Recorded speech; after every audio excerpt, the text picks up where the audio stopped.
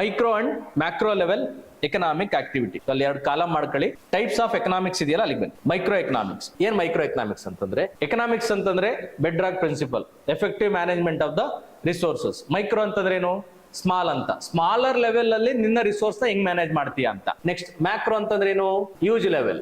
ಸರಿನಾ? ಎಕನಾಮಿಕ್ಸ್ ಅಂತಂದ್ರೆ ಏನು, effective management of resources. So at the larger level how you are going to manage your resources ಅಂತ. So ಸಣ್ಣದಾಗಿ ಒಂದು ಚಿಕ್ಕದಾಗಿ ನೋಡಿದ್ರೆ, ಈಗ ಯಾವ್ದೋ ಒಂದು ಸಂದರ್ಭದಲ್ಲಿ ನನ್ನ ಹತ್ರ ಈಗ ಇದಿರ್ಬೋದು, ಯಾವುದು ಆಯಿಲ್ ಪ್ರೊಡಕ್ಷನ್ ಸ್ವಲ್ಪ ಮಟ್ಟಿಗೆ ಇಂಡಿಯಾದಲ್ಲಿ ಈ ಒಂದು ಸಪ್ಲೈ ಸಮಸ್ಯೆ ಆಗಿದೆ. ಈಗ ನನ್ನ ಹತ್ರ 500 ರೂಪಾಯಿ ಇದೆ. ಈ 500 ರೂಪಾಯಿಲಿ ನಾನು ಪೆಟ್ರೋಲ್ಗೆ ಡೈಲಿ ಎಷ್ಟಾಗ್ತಾ ಇದ್ದೆ ಅಂತಂದ್ರೆ 100 ರೂಪಾಯಿ ಆಗ್ತಾ ಇದ್ದೆ. ಇವತ್ತು 150 ರೂಪಾಯಿ ಆಯ್ತು ಪೆಟ್ರೋಲ್. ನನ್ನ ಮಿಕ್ಕಿರುವಂತಹ ಖರ್ಚಿಗೆ 400 ರೂಪಾಯಿ ಬಳಸ್ತಾ ಇದ್ದೆ. ನಾನು ಇಲ್ಲಿ ಇದು ತಿಂಡಿ, ಊಟ, ಬಟ್ಟೆ, ಬರೆ ಅವಕ್ಕೆಲ್ಲದಕ್ಕೂ ಬೇಕೇ ಬೇಕು. ಈಗ ನನ್ಗೆ ಬಟ್ಟೆ ಬರೆ ಇಲ್ಲ ಅಂತಂದ್ರೆ ಎಲ್ಲ ಹರಿದೋಗೈತೆ ಅಂತಂದ್ರೆ ಮರ್ಯಾದೆ ಪ್ರಶ್ನೆ. ಸೊ ನಾನೇನ್ ಮಾಡ್ತೀನಿ ಅಂತಂದ್ರೆ, ಈ ಪೆಟ್ರೋಲ್ ಕನ್ಸಂಪ್ಷನ್ ಏನಿದೆಯಲ್ಲ ಅದನ್ನ ಮಾರ್ಕೆಟ್ ಅಲ್ಲಿ ನಿಲ್ಸಕ್ ಸ್ಟಾರ್ಟ್ ಮಾಡ್ತೀನಿ. ನಾನೇನ್ ಮಾಡ್ತೀನಿ ಅಂತಂದ್ರೆ ಪಬ್ಲಿಕ್ ಸೆಕ್ಟರ್ ನ ಬಳಸಕ್ ಸ್ಟಾರ್ಟ್ ಮಾಡ್ತೀನಿ. ಟ್ರಾನ್ಸ್ಪೋರ್ಟೇಷನ್, BMTC ಒಂದು ಅರ್ಧ ಗಂಟೆ ಮುಂಚೆ ಎದ್ದು ಹೋಗೋದಂಥದ್ದು ಇದೇ ತಾನೇ ಇರೋಂಥದ್ದು. ಸೊ ಇವು ಒಂದು ಆಯಿಲ್ ಪ್ರೈಸ್ ಜಾಸ್ತಿ ಆಗ್ತಿದ್ದಂಗೆನೆ ಒಬ್ಬ ವ್ಯಕ್ತಿಯ ದಿನನಿತ್ಯದ ಕೆಲಸ ಏನಿದೆ ಅಥವಾ ಡಿಮ್ಯಾಂಡ್ಸ್ ಏನಿದೆಯಲ್ಲ ಅದೇ ಚೇಂಜ್ ಆಗೋಯ್ತು. ಸೊ ಈ ರೀತಿಯಾಗಿ ಒಬ್ಬ ವ್ಯಕ್ತಿಯ ಕಡೆಯಿಂದ ನೋಡಿದ್ರೆ ಏನಾಗುತ್ತೆ, ಮೈಕ್ರೋ ಎಕನಾಮಿಕ್ಸ್ ಆಗುತ್ತೆ. ಈಗ ಇಡೀ ಇಂಡಿಯಾದಲ್ಲಿ ಏನಾಗಿದೆ ಅಂತಂದ್ರೆ, ಈ ಒಂದು ಆಯಿಲ್ ಅಥವಾ ಈ ಒಂದು LPG ಸಮಸ್ಯೆ ಶುರುವಾಗುತ್ತೆ. ಈ LPG ಸಮಸ್ಯೆ ಶುರುವಾಗಿದೆ ಅಂತಂದ್ರೆ ಇಡೀ ಇಂಡಿಯಾಗೆ ಅಫೆಕ್ಟ್ ಆಗುತ್ತಾ, ಇಲ್ಲ ಅಂತಂದ್ರೆ ಒಂದು ಪಾರ್ಟ್ ಆಫ್ ಪಾಪ್ಯುಲೇಷನ್ ಅಫೆಕ್ಟ್ ಆಗುತ್ತಾ, ಇಡೀ ಇಂಡಿಯಾಗೆ ತಾನೆ. ಸೊ ಈ ರೀತಿಯಾಗಿ ಈ ಆಯಿಲ್ ಏನಾದ್ರೂ ಈ ಒಂದು ಇರಾನ್ ನಿಂದ ಬಂದಿಲ್ಲ ಅಂತಂದ್ರೆ, ಅವ್ರೇನಾದ್ರೂ ಇನ್ ಸ್ವಲ್ಪ ದಿವಸದಲ್ಲಿ ಈ ಒಂದು ಹಾರ್ಮೋಸ್ ಸ್ಟ್ರೈಟ್ ನ ಓಪನ್ ಮಾಡಿಲ್ಲ ಅಂತಂದ್ರೆ ಇಂಡಿಯಾದಲ್ಲಿ ಏನೆಲ್ಲ ಸಮಸ್ಯೆ ಆಗುತ್ತಲ್ಲ ಅದನ್ನ ನಾವೇನಂತ ಕರಿತೀವಿ ಅಂತಂದ್ರೆ ಮ್ಯಾಕ್ರೋ ಎಕನಾಮಿಕ್ಸ್ ಅಂತ ಕರಿತೀವಿ. ಇದೇ ಇದ್ರ ಅರ್ಥ. ಸೊ ಒಬ್ಬ ವ್ಯಕ್ತಿ ಯಾವ ರೀತಿಯಾಗಿ ತನ್ನ ಡಿಮ್ಯಾಂಡ್ ಅನ್ನ, ತನ್ನ ಒಂದು ಬಯಕೆಗಳನ್ನ, ತನ್ನ ಒಂದು ಚಾಯ್ಸಸ್ ನ ಚೇಂಜ್ ಮಾಡ್ತಾನೆ, ಓವರ್ ಆಲ್ ಆಗಿ ಇಂಡಿಯಾ ಯಾವ ರೀತಿಯಾಗಿ ಚೇಂಜ್ ಮಾಡುತ್ತೆ, ಇಂಡಿಯಾದ ಪೊಸಿಷನ್ ಏನು, ಇದು ನಾವು ಮ್ಯಾಕ್ರೋ ಎಕನಾಮಿಕ್ಸ್ ಅಂತ ಕರಿತೀವಿ. ಈಗ ಜನರಲಿ ಸ್ಪೀಕಿಂಗ್ ಎಲ್ಲಾದ್ರೂ ಯಾವ್ದಾದ್ರು ಸಂದರ್ಭದಲ್ಲಿ ಈರುಳ್ಳಿ ಸಪ್ಲೈ ಕಡಿಮೆ ಆಗಿ 100 ರೂಪಾಯಿ ಆಯ್ತು ಅಂತಂದ್ರೆ ಜನ ಏನ್ ಮಾಡ್ತಾರೆ, ಅದನ್ನ ಈರುಳ್ಳಿ ಬಳಸೋ ಅಂತದ್ದು ಯಾವ್ದಿದೆಯಲ್ಲ ಅದನ್ನ ಕಡಿಮೆ ಮಾಡಕ್ ಸ್ಟಾರ್ಟ್ ಮಾಡ್ತಾರೆ. ಸೊ ಅದು ಆ ವ್ಯಕ್ತಿ ಆ ಸಂದರ್ಭದಲ್ಲಿ ನಡೀತಾರಂತ ಕೆಲಸ. ಸೊ ಈಗ ಬೆಂಗಳೂರು ಮಾರುಕಟ್ಟೆನಲ್ಲಿ ಏನಾದ್ರೂ ಡಿಸ್ಟ್ರಕ್ಟ್ ಆಗಿದೆ ಅಂತಂದ್ರೆ ಬೆಂಗಳೂರಿನವ್ರು ಮಾತ್ರ ಇದ್ ಮಾಡತ್ತಾನೆ. ಸೊ ಇಡೀ ಇಂಡಿಯಾದಲ್ಲಿ ಏನಾದ್ರು ಸಮಸ್ಯೆ ಆಗಿದೆ ಅಂತಂದ್ರೆ ಆಗ ನಾವು ಎಲ್ಲಿಂದ ಪಾಕಿಸ್ತಾನದಿಂದ ಈರುಳ್ಳಿ ಬರ್ತಾ ಇತ್ತು ಇಂಡಿಯಾಗೆ. ಸೊ ನಂತರದಲ್ಲಿ ನಮ್ಮ ಮತ್ತೆ ಅವ್ರದ್ದು ಒಂದು ಪಾರ್ಟ್ನರ್ಶಿಪ್ ಏನಿದೆಯಲ್ಲ ಅಥವಾ ಒಂದು ಟ್ರೇಡ್ ರಿಲೇಶನ್ಶಿಪ್ ಏನಿದೆ ಹಾಳಾಗೋಯ್ತು. ಈಗ ಈರುಳ್ಳಿ ನಮ್ಗೆ ಅವಶ್ಯಕತೆ ಇದೆ ಅಂತಂದ್ರೆ ಮತ್ತೆ ನಾವು ಪಾಕಿಸ್ತಾನ ಹತ್ರ ಹೋಗೋದಿಲ್ವೋ, ಹೋಗ್ತೀವಿ ತಾನೆ, ತಗೊಂಡೇ ತಾಣ್ತೀವಿ. ಸರಿನಾ? ಸೊ ಈಗ ಇಡೀ ಭಾರತಕ್ಕೆ ಏನ್ ಸಮಸ್ಯೆ ಆಗಿದೆ ಎತ್ತ ಅದನ್ನ ನೋಡಿದ್ರೆ ಅದು ಮ್ಯಾಕ್ರೋ ಎಕನಾಮಿಕ್ಸ್ ಆಗಿದೆ. ಒಬ್ಬ ವ್ಯಕ್ತಿ ಕೇರ್ ಮಾರುಕಟ್ಟೆಗೆ ಹೋಗಿ ಈರುಳ್ಳಿ ತಾಂತಾನೋ ಇಲ್ವೋ ಅಂತೇಳಿ ನೋಡಿದ್ರೆ ಅದೇನಾಗುತ್ತೆ, ಈಗ oil production, crude oil production ಕಡಿಮೆ ಆಗಿದೆ. ಸೊ ಈಗ ರಿಲಯನ್ಸ್ ಕಂಪನಿ ಇರ್ಬೋದು ಅಥವಾ ಅದಾನಿ ಇರ್ಬೋದು ಅಥವಾ ಯಾವುದೋ ಒಂದು ಟಾಟಾ ಗ್ರೂಪ್ ಇರ್ಬೋದು, ಇವರಿಗೆ ಇದು ಒಂದು ಫರ್ಮ್, ಇದು ಒಂದು ಎಂಟರ್ಪ್ರೈಸ್, ಒಂದು ಕಂಪನಿ. ಸೊ ಈ ಕಂಪನಿಗೆ ಈ ಒಂದು ಆಯಿಲ್ ಬಂದಿಲ್ಲ. ಈಗ ನೀವೇ ಲೆಕ್ಕ ಹಾಕಿ, ಇದು ಇವರ ಒಂದು ರಿಲಯನ್ಸ್ ಸಮಸ್ಯೆನೋ ಇಲ್ಲ ಇಡೀ ಇಂಡಿಯಾ ಸಮಸ್ಯೆನಾ? ನಾನು ಕರೆಕ್ಟ್ ಆಗಿ ಹೇಳ್ತಾ ಇದ್ದೀನಿ. ಈಗ ರಿಲಯನ್ಸ್ಗೆ ಮಾತ್ರ ಬಂದಿಲ್ಲ ಪೆಟ್ರೋಲು, ಅದಾನಿ ಅಥವಾ ಬೇರೆ ಯಾರಿಗೋ ಬಂದಿರಬಹುದು. ಅಥವಾ ರಿಲಯನ್ಸ್ಗೆ ಎಲ್ಲಿಂದ ಬಂದಿದೆ ಅಂತಂದ್ರೆ ರಷ್ಯಾದಿಂದ ಜಾಸ್ತಿ ಬಂತು ಕ್ರೂಡ್ ಆಯಿಲ್. ಆ ಕ್ರೂಡ್ ಆಯಿಲ್ ಆಲ್ರೆಡಿ ರಿಲಯನ್ಸ್ ಅವ್ರು ಸ್ಟೋರ್ ಮಾಡ್ಕೊಂಡು ಇಟ್ಕೊಂಡಿದ್ದಾರೆ. ಈಗ ನೀವ್ ಹೇಳಿ, ಈಗ ಇಲ್ಲಿ ನಾನು ಯಾವ್ದ್ರ ಬಗ್ಗೆ ಮಾತಾಡ್ತಾ ಇದ್ದೀನಿ, ಬರೀ ರಿಲಯನ್ಸ್ ಬಗ್ಗೆ ಮಾತಾಡ್ತೆ. ಸೊ ಒಂದು ಕಂಪನಿಯ ಬಗ್ಗೆ, ಒಂದು ಎಂಟರ್ಪ್ರೈಸ್ ನ ಬಗ್ಗೆ, ಅದರ ಡಿಮ್ಯಾಂಡ್ ಏನಿದೆ, ಅದರ ಚಾಯ್ಸ್ ಏನಿದೆ. ಈಗ ರಿಲಯನ್ಸ್ ಅವರು ಇರಾನ್ ನಿಂದ ತಗೋಬೇಕೋ ಬೇಡವೋ, ರಷ್ಯಾದಿಂದ ತಗೋಬೇಕೋ ಬೇಡವೋ, UAE ಇಂದ ತಗೋಬೇಕೋ ಬೇಡವೋ, ಬೆಹ್ರೇನ್ ಇಂದ ತಗೋಬೇಕೋ ಬೇಡವೋ, ಅದನ್ನ ಯಾರು ಡಿಸೈಡ್ ಮಾಡ್ತಿದ್ದಾರೆ? ರಿಲಯನ್ಸ್ ಮಾತ್ರ ಡಿಸೈಡ್ ಮಾಡ್ತಾರೆ. ಸೊ ಈ ರೀತಿ ರಿಲಯನ್ಸ್ ಡಿಸೈಡ್ ಮಾಡಿದ್ರೆ ಏನಾಗುತ್ತದು ಮೈಕ್ರೋ ಎಕನಾಮಿಕ್ಸ್. ನೆಕ್ಸ್ಟ್, ಭಾರತ ದೇಶಕ್ಕೆ ಎಷ್ಟು ಆಯಿಲ್ ಬೇಕು, ನಾನು ರಷ್ಯಾದಿಂದ ತಗೋಬೇಕಾ, UAE ಇಂದ ತಗೋಬೇಕಾ, ಇಲ್ಲಿಂದ ತಗೋಬೇಕಾ ಅಂತೇಳಿ ಗವರ್ನಮೆಂಟ್ ಆಫ್ ಇಂಡಿಯಾ ಡಿಸೈಡ್ ಮಾಡುತ್ತೆ. ಈಗ ಗವರ್ನಮೆಂಟ್ ಆಫ್ ಇಂಡಿಯಾ ಡಿಸೈಡ್ ಮಾಡಿದ್ರೆ ಏನಾಗುತ್ತೆ, ಮ್ಯಾಕ್ರೋ ಎಕನಾಮಿಕ್ಸ್. ಅರ್ಥ ಆಯ್ತಾ? ನೆಕ್ಸ್ಟ್, ಅದೇ ರೀತಿಯಾಗಿ ನೀವೇನಾದ್ರೂ ಒಬ್ಬ ವ್ಯಕ್ತಿ ಯಾರೋ ಒಂದು ಮದುವೆನ ಮಾಡಿಸ್ಬೇಕು.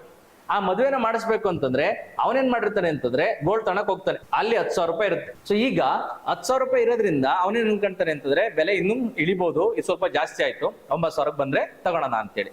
ಸೊ ಅದೇನಾಗುತ್ತೆ ಅಂತಂದ್ರೆ ಇನ್ನೊಂದ್ 3 ತಿಂಗಳ ಮದುವೆ ಇರುತ್ತೆ. ಅವ್ನ ಕರ್ಮಕ್ಕೆ ಏನಾಗ್ಬಿಟ್ಟಿದೆ ಅಂತಂದ್ರೆ ಈಗ ಇದು 15 ಆಯ್ತು. ಏನ್ ಮಾಡ್ತಾನ ಅವನು, ಮಗಳಿಗೆ ಹೇಳ್ತಾನೆ, ನೋಡವ ಇಷ್ಟೊಂದೆಲ್ಲ ಹಾಕಂಕ ಸಾಧ್ಯ ಇಲ್ಲ, ಅವಾಗಾದ್ರೆ 100 ಗ್ರಾಮ್ ಬರ್ತಾ ಇತ್ತು, ಈಗ ನನ್ನ ಹತ್ರ ಇರೋಂತಹ ದುಡ್ಡಲ್ಲಿ ಒಂದು 70ರಿಂದ 80 ಗ್ರಾಮ್ ಬರುತ್ತೆ, ಅಷ್ಟು ತಾಂಡಿನ ಮತ್ತೆ ನಿನ್ ಗಂಡನ ಮನೆಗೆ ಹೊರಡು ಅಂತ ಈಗತಾನೆ ಇರೋಂಥದ್ದು.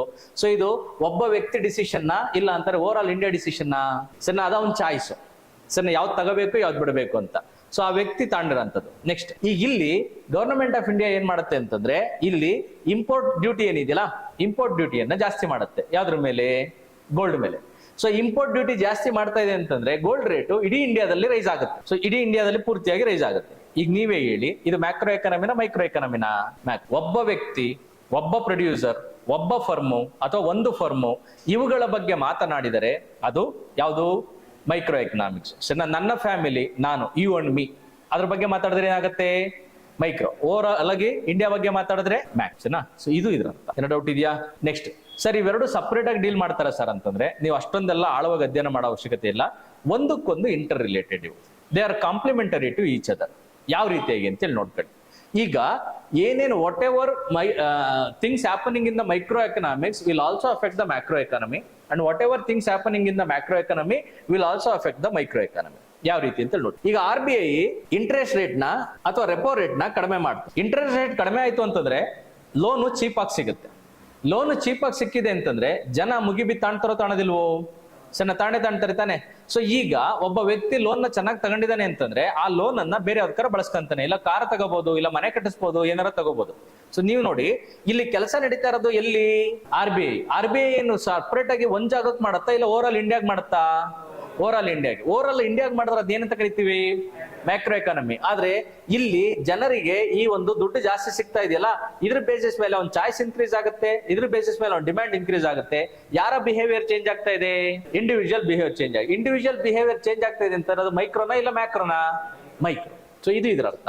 ಸೊ ಮೈಕ್ರೋ ಅಂತಂದ್ರೆ ಇಂಡಿವಿಜುವಲ್ ಬಿಹೇವಿಯರ್, ಮ್ಯಾಕ್ರೋ ಅಂತಂದ್ರೆ ಓವರ್ ಆಲ್ ಬಿಹೇವಿಯರ್. ಆಯ್ತಾ? ಇದು ಒಂದು. ಅದೇ ರೀತಿಯಾಗಿ ಈಗ ಇಲ್ಲಿ ಈ ಗೋಲ್ಡ್ ಅನ್ನ ಮಾಡ್ಬೇಕು ಅಂತಿದ್ರಲ್ಲ, ಇವನ್ ಯಾರು ಮಗಳಿಗೋಸ್ಕರ, ಈಗ ಯಾವ್ದೋ ಒಂದು ಸಂದರ್ಭದಲ್ಲಿ ಇಂಪೋರ್ಟ್ ಡ್ಯೂಟಿ ಫುಲ್ ಕಡಿಮೆ ಆಗೋಯ್ತು, ಮಾರ್ಕೆಟ್ ಅಲ್ಲಿ ಪೂರ್ತಿಯಾಗಿ ಗೋಲ್ಡ್ ಕೊಲಾಪ್ಸ್ ಆಗೋ ಸ್ಟಾರ್ಟ್ ಆಯ್ತು. ಈಗ ಇಲ್ಲೆಲ್ಲ ಇಂಪೋರ್ಟ್ ಡ್ಯೂಟಿ ಕಡಿಮೆ ಆದ್ರೆ 10,000 ಇರೋಂಥದ್ದು 8,000 ಆಯ್ತು. ಈಗ ನೀವೇ ಹೇಳಿ, 8,000 ಆಯ್ತು ಅಂತಂದ್ರೆ ಮಗಳಿಗೆ ಖುಷಿಯಾಗಿ ಇನ್ನೊಂದು 10 ಗ್ರಾಮ್ ಅಷ್ಟು ಹಾಕ್ತಾರ ಸರ್? ಅಲ್ಲಿ ಇಂಡಿವಿಜುವಲ್ ಬಿಹೇವಿಯರ್ ಏನಾಯ್ತು? ಚೇಂಜ್ ಆಯ್ತು. ಇದೇ ತಾನೇ ಇರೋಂಥದ್ದು ನೋಡಿ. ನೆಕ್ಸ್ಟ್, ಈಗ ಇಲ್ಲಿ ಇಂಡಿವಿಜುವಲ್ ಅನ್ನ ಲಾರ್ಜ್ ಸೆನ್ಸ್ ಅಲ್ಲಿ ತಗೊಳ್ಳೋಣ.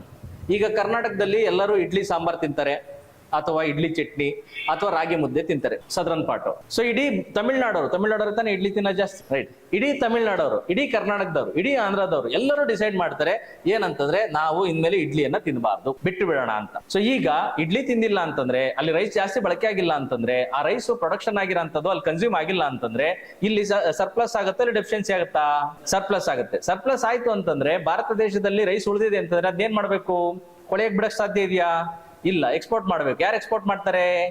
ಗವರ್ಮೆಂಟ್ ಆಫ್ ಇಂಡಿಯಾ ಮಾಡಬೇಕು. ಇಲ್ಲ ಅಂತಂದ್ರೆ ಯಾರಾದ್ರೂ ಪ್ರೊಡ್ಯೂಸರ್ಸ್ ಏನಿದ್ರು ಅವ್ರು ಮಾಡ್ಬೇಕು. ಸೊ ಈಗ ನಾವ್ ಇಡ್ಲಿ ಸಾಂಬಾರ್ನ ಬಿಟ್ಟಿದೀವಿ ಅಂತಂದ್ರೆ ಅದು ಎಲ್ಲಿ ಹೊಡೆತ ಹೊಡೆಯುತ್ತೆ ಅಂತಂದ್ರೆ ಈ ಒಂದು ನಮ್ಮ ಎಕ್ಸ್ಪೋರ್ಟ್ ಇಂಪೋರ್ಟ್ ಏನಿದೆಯಲ್ಲ ಅದೇ ಪೂರ್ತಿಯಾಗಿ ಇಂಬ್ಯಾಲೆನ್ಸ್ ಆಗಿ ಸ್ಟಾರ್ಟ್ ಆಗುತ್ತೆ. ಇಲ್ಲಿ ಇಂಡಿವಿಜುವಲ್ ಬಿಹೇವಿಯರ್ ಆದ್ರೆ ಎಫೆಕ್ಟ್ ಮಾಡ್ತಾರೆ ಇಲ್ಲಿಗೆ ಲಾರ್ಜ್ ಕ್ವಾಂಟಿಟಿ. ಸೊ ಇದನ್ನ ನಾವೇನ್ ಕರಿತೀವಿ ಅಂತಾರೆ? Complementary. These two things are complementary to each other. So generally, so micro economics ಅಂತಂದ್ರೆ ನಾನು ಒಂದು ಫರ್ಮ್ ಲೆವೆಲ್ ಅಲ್ಲಿ ಓದ್ತೀನಿ, ಒಂದು ಫ್ಯಾಮಿಲಿ ಲೆವೆಲ್ ಓದ್ತೀನಿ. ಆದ್ರೆ ಈ ಒಂದು ಮ್ಯಾಕ್ರೋ ಲೆವೆಲ್ ಅಂತಂದ್ರೆ ಇಡೀ ಓವರ್ ಆಲ್ ಇಂಡಿಯಾ ಲೆವೆಲ್ ಅಲ್ಲಿ ಓದುತ್ತೇವೆ. ಆದರೆ ಸರ್ವೇ ಸಾಮಾನ್ಯವಾಗಿ ಇದಕ್ಕೂ ಮತ್ತು ಇದಕ್ಕೂ ಪೂರಕವಾದಂತ ಸಂಬಂಧವಿದೆ. ಇದನ್ನ ಬಿಟ್ಟಿದಿಲ್ಲ. ಇದೆಲ್ಲ ಇಲ್ಲೇನ್ ಮಾಡ್ತಾರಲ್ಲ, ಅದು ಯಾರಿಗೆ ಅನ್ವಯ ಆಗುತ್ತೆ? ಇವ್ರಿಗೆ ಅನ್ವಯ ಆಗುತ್ತೆ. ಅಲ್ಲೇನ್ ನಡೆಯುತ್ತಲ್ಲ ಸೊಸೈಟಿನಲ್ಲಿ, ಅದೆಲ್ಲಿ ರಿಫ್ಲೆಕ್ಟ್ ಆಗ್ತಾ ಇರುತ್ತೆ? ಓವರ್ ಆಲ್ ಇಂಡಿಯಾ ಮೇಲೆ ರಿಫ್ಲೆಕ್ಟ್. ನೋಡ್ಕೊಳ್ಳಿ, micro economics examines the action and behaviour of small economic units like demand for particular good by an individual household. ಅದನ್ನ ಕರೆಕ್ಟ್ ಮಾರ್ಕ್ ಮಾಡ್ಕೊಳ್ಳಿ. ಇಂಡಿವಿಜುವಲ್ ಹೌಸ್ ಹೋಲ್ಡ್ ಅನ್ನೋದು ಏನಿದೆಯಲ್ಲ ಆ ಪಾಯಿಂಟ್ ಇದ್ರೆ ಸಾಕು, ಅಲ್ಲಿ ಹಂಗೆ ಬರ್ಕೊಳ್ಳಿ. Individual producer, individual entrepreneur, individual consumer, family, bakery, any bakery, Reliance group, Tata group. ಅರ್ಥ ಆಯ್ತಾ? ಸೊ ಈಗ ಇಲ್ಲಿ ಇರಾನ್ ಇಂದ ಆಯಿಲ್ ಬಂದಿಲ್ಲ ಅಂತಂದ್ರೆ ಅದಾನಿ ಅವ್ರಿಗೆ ಅಫೆಕ್ಟ್ ಆಗಿದೆ ಅಂದ್ರೆ ಅದು ಮೈಕ್ರೋ ಎಕನಾಮಿಕ್ಸ್, ಮ್ಯಾಕ್ರೋ ಎಕನಾಮಿಕ್ಸ್?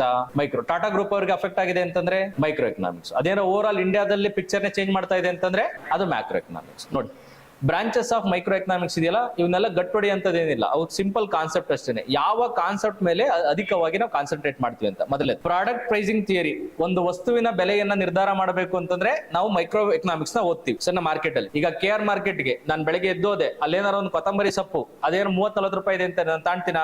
ಇಲ್ಲ, ಮನೆಗೆ ಸೀದಾ ಬರ್ತೀನಿ, ನಿನ್ನೆ ರಾತ್ರಿ ಫ್ರಿಡ್ಜ್ ಅಲ್ಲಿ ಏನಿರುತ್ತಲ್ಲ ಅದನ್ನ ನೋಡ್ತೀವಿ, ಅದೇನೋ ಒಂಚೂರು ನಮ್ಗೇನ್ ಕೊತ್ತಂಬರಿ ಸೊಪ್ಪು ಅದು ಹೆಂಗ ಒಂಚೂರು ಸ್ಮೆಲ್ ಬಂದ್ರೆ ಸಾಕ್ತಾನೆ, ಅದು ಕೊಳತಿದ್ರು ಸ್ವಲ್ಪ ಮೆತ್ತಗಾಗಿದ್ರು ಕಪ್ಪಗಾಗಿದ್ರು ತೆಗೆದು 15 ರೂಪಾಯಿ ಕೊಟ್ಟು 40 ರೂಪಾಯಿ ಕೊಟ್ಟು ತಾಣಕ್ ಹೋಗಲ್ಲ. Next factor pricing theory. ಒಂದು ವಸ್ತುವಿನ ಬೆಲೆಯನ್ನ ನಿರ್ಧಾರ ಮಾಡೋದಕ್ಕೆ ನಾವು ಬಳಸುವಂತದ್ದು ಫ್ಯಾಕ್ಟರ್ ಪ್ರೈಸಿಂಗ್ ಹೇಳ್ಕೊಟ್ಟಿದ್ದೀನಿ ತಾನೆ. ನೆಕ್ಸ್ಟ್ ಅದರಲ್ಲಿ ಅದು ಅಗ್ರಿಕಲ್ಚರ್ ಸೆಕ್ಟರ್ ಇರ್ಬೋದು, ಟೆಕ್ಸ್ಟೈಲ್ ಸೆಕ್ಟರ್ ಇರ್ಬೋದು, ಯಾವ ಸೆಕ್ಟರ್ ಅಲ್ಲಾರ ಇರ್ಬೋದು, ಅದ್ರಲ್ಲೆಲ್ಲ ವೇಜು, ರೆಂಟು, ಇಂಟ್ರೆಸ್ಟ್, ಪ್ರಾಫಿಟ್ ಇದ್ರನ್ನ ನೋಡಿದ್ರೆ ಅದು ಮೈಕ್ರೋ ಎಕನಾಮಿಕ್ಸ್. ಸರ್ ವೇಜ್ ಯಾವ್ದಕ್ ಬರುತ್ತೆ? Labour return. ಯಾವ್ದಕ್ ರಿಟರ್ನ್? ಲೇಬರ್ಗೆ. ರೆಂಟ್ ಯಾವ್ದಕ್ ಬರುತ್ತೆ? ಲ್ಯಾಂಡ್. ಇಂಟ್ರೆಸ್ಟ್ ಯಾವ್ದಕ್ ಬರುತ್ತೆ? ಕ್ಯಾಪಿಟಲ್. ಪ್ರಾಫಿಟ್ ಯಾವ್ದಕ್ ಬರುತ್ತೆ? ಎಂಟರ್ಪ್ರಿನರ್ಶಿಪ್. ಸೊ ಇವುಗಳ ಬಗ್ಗೆ ನೀವು ಓದಿದ್ರೆ ಅದು ಮೈಕ್ರೋ ಎಕನಾಮಿಕ್ಸ್ ಅಷ್ಟೇ, ಇಂಡಿವಿಜುವಲ್ ಲೆವೆಲ್. ನೆಕ್ಸ್ಟ್ ಕಾರ್ಡ್ ಬಂದು macro economics. During the great economic depression of 1929, the output and the employment levels fell radically, and macroeconomics emerged as a separate branch of economics when John Maynard Keynes published his book The General Theory of Employment, Interest and Money. So ನಿಮ್ಗೆ ನೆನಪಿರ್ಬೇಕಾಗಿರೋದು red colour ಏನಿದಾವಲ್ಲ ಅದು John Keynes ಯಾವ್ದು text book ನ ಬರ್ದಿದ್ದಾರೆ ಅಂತ. ಇದಲ್ದಲ್ಲೇ ಬೇರೆದ್ನು ಬರ್ದಿದ್ದಾರೆ. Macro economics ಬಗ್ಗೆ deal ಮಾಡಿರೋದು ಈ ಬುಕ್ ಅಲ್ಲಿ ಡೀಲ್ ಮಾಡಿದ್ದಾರೆ. Next in 1936, the new thoughts and the ideas emerged to tackle the new challenge and examine the interdependence between the different sectors.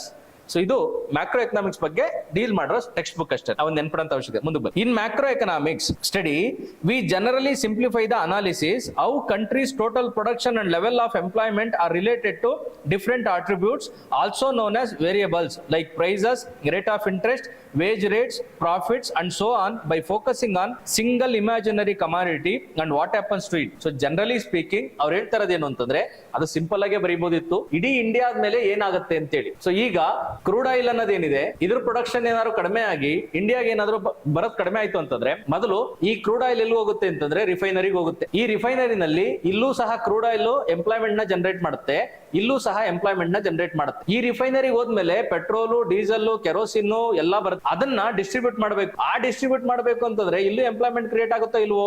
ಸಣ್ಣ ಸರ್ವಿಸ್ ಸೆಕ್ಟರ್ ಅಲ್ಲಿ ಸೊ ಪೆಟ್ರೋಲ್ ಪಂಪಿಗೆ ವೆಹಿಕಲ್ಸ್ ಬರಬೇಕು, ನಂತರದಲ್ಲಿ ಅದನ್ನ ಡಿಸ್ಟ್ರಿಬ್ಯೂಟ್ ಮಾಡೋದ್ರಿಗೆ ಮತ್ತೆ ಬೇರೆ ಇಲ್ಲೂ ಸಹ ಎಂಪ್ಲಾಯ್ಮೆಂಟ್ ಕ್ರಿಯೇಟ್ ಆಗ್ಬೇಕು. ಈಗ ಕ್ರೂಡ್ ಆಯಿಲ್ ಏನಾದ್ರು ಪ್ರೊಡಕ್ಷನ್ ಕಡಿಮೆ ಆಯ್ತು, ಕ್ರೂಡ್ ಆಯಿಲ್ ನಮ್ಮ ಹತ್ರ ಇರೋಂಥದ್ದು 7 ರಿಂದ 8 ವಾರಕ್ಕೆ ಆಗುತ್ತೆ. ಇನ್ನು ಮುಂದಕ್ಕೆ ಕ್ರೂಡ್ ಆಯಿಲ್ ಬಂದಿಲ್ಲ ಅಂತಂದ್ರೆ ರಿಫೈನರಿ ವರ್ಕ್ ಆಗುತ್ತಾ? ರಿಫೈನರಿ ವರ್ಕ್ ಆಗಿಲ್ಲ ಅಂದ್ರೆ ಏನಾಗುತ್ತೆ? ಅನ್ಎಂಪ್ಲಾಯ್ಮೆಂಟ್. ರಿಫೈನರಿನಲ್ಲಿ ಆಯಿಲ್ ಇಲ್ಲ ಅಂತಂದ್ರೆ ಪೆಟ್ರೋಲು, ಡೀಸೆಲ್, ಲಾರಿಗಳು ಓಡ್ತಾವ? ಇಲ್ಲ. ಲಾರಿಗಳು ಓಡಿಲ್ಲ ಅಂತಂದ್ರೆ ಡ್ರೈವರ್ ಏನಾಗ್ತಾರೆ? ಡ್ರೈವರ್ ಓನರ್ ಏನಾಗ್ತಾನೆ? ಲಾರಿ ಓನರು ಎಲ್ಲರೂ ಮನೆ ಮಠ ಮಾರಿಕೊಂಡು ಹೊರಗೆ ಬರುತ್ತಾರೆ. So this is what macro economic ಆಯ್ತಾ. ಈಗ ಕ್ರೂಡ್ ಆಯಿಲ್ ರಿಲಯನ್ಸ್ ಗ್ರೂಪ್ ಬಂದಿಲ್ಲ ಅಂತಂದ್ರೆ ಇಲ್ಲಿ ರಿಲಯನ್ಸ್ ಗ್ರೂಪ್ ಅಲ್ಲಿ ಏನಾಗುತ್ತೆ ಹೇಳಿ ಬೇಗ? ಸೊ ಇಲ್ಲಿ ಪ್ರೊಡಕ್ಷನ್ ಕಡಿಮೆ ಆಗುತ್ತೆ. ಪ್ರೊಡಕ್ಷನ್ ಕಡಿಮೆ ಆಗುತ್ತೆ ಅಂತಂದ್ರೆ ಅಂಬಾನಿ ಯಾರು ದುಡ್ಡು ಕೊಡದಲ್ಲ ನಿನ್ನೆ ಅವ್ರಿಗೆ ಯಾರಿಗಾರ ಸಂಬಳ ಕೊಡ್ತಾರ? ಇಲ್ಲ. ಜನಗಳನ್ನ ಏನ್ ಮಾಡ್ತಾರೆ? ಆಚೆ ಕಳಿಸ್ತಾರೆ. ಇಲ್ಲಿರಂತಹ ಮೆಷಿನ್ಸ್ 1 ತಿಂಗಳು 2 ತಿಂಗಳು ವರ್ಕ್ ಆಗಿಲ್ಲ ಅಂತಂದ್ರೆ ವೇರ್ ಅಂಡ್ ಟೇರ್ ಆಗುತ್ತೆ, ಡಿಪ್ರಿಸಿಯೇಷನ್ ಅದು ಹೋಯ್ತಾ, ಲಾಸ್ ಆಗುತ್ತೆ ತಾನೆ. ಸೊ ಈ ರೀತಿಯಾಗಿ ನಮ್ಮ GDP ಓವರ್ ಆಲ್ ಆಗಿ ಏನಾಗುತ್ತೆ? ಕೊಲಾಪ್ಸ್ ಆಗುತ್ತೆ. ಸೊ ಇದನ್ನ ನಾವೇನ್ ಕರಿತೀವಿ ಅಂದ್ರೆ ಮ್ಯಾಕ್ರೋ ಎಕನಾಮಿಕ್ಸ್ ಅಂತ ಕರಿತೀವಿ. This is a wit work ಆಯ್ತಾ.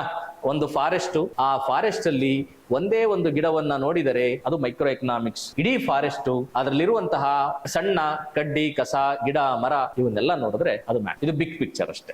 ಅದು ಮೈಕ್ರೋ ಪಿಕ್ಚರ್, ಇದು ಬಿಗ್ ಪಿಕ್ಚರ್. ಎರಡು ಡೌಟ್ ಇದೆಯಾ? ಹೋಗ್ಬೋದಾ? ಬನ್ನಿ.